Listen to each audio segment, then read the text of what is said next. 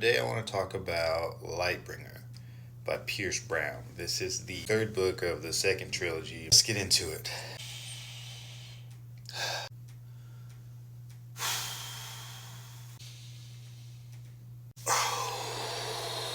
So I think it goes without saying that this book really destroyed me.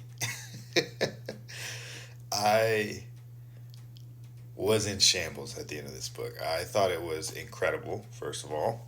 I think it's definitely worth the read and probably the second, if not the best book of the entire series. I think some of the strongest parts of it really come from the depth of the journey that we've been on with all these characters and how their trajectory really turns out for them.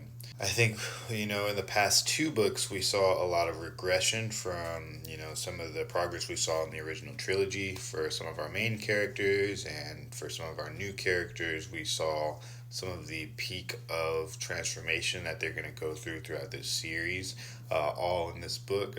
But in this book in particular, you kind of get a full circle moment with so many different characters that is so emotionally charged, physically charged, and also violent. After I put this book down, I just had to kind of stare at the ceiling for 20 minutes because I just couldn't comprehend what I just read emotionally. Like, my body was not willing to accept the things that just happened in this book. So it was a great improvement, I think, from Iron Gold and Dark Age. Both books, I think, serve their purposes well, but do struggle a bit with kind of middle book syndrome, and they're kind of all over the place.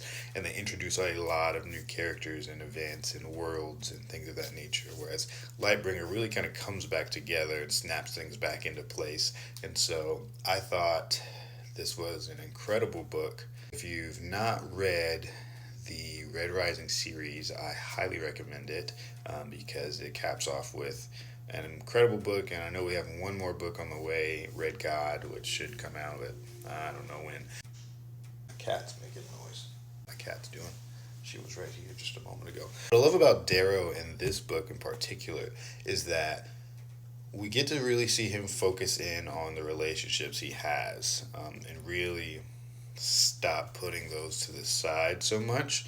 And I thought that was important, and I don't think he goes through the full transformation of actually putting the people that he cares about first and putting himself first, but I do think he takes steps in the right direction as far as not letting things go unsaid, and I thought that was super powerful, and I really loved watching his transition as he leaned further into the path and things of that nature. Really loved what I got to see from him. I think you get to spend a lot more time with our favorite characters like Severo and Cassius. Unfortunately, you get a lot of time with Lysander in this book, but I do think it's worthwhile, and his storyline is very, very interesting, to say the least, regardless of how I feel about the character in general. But yeah, I'm devastated, and I want you to be too, so you should definitely go give it a read. I would probably give this one 4 out of 5 stars, for sure.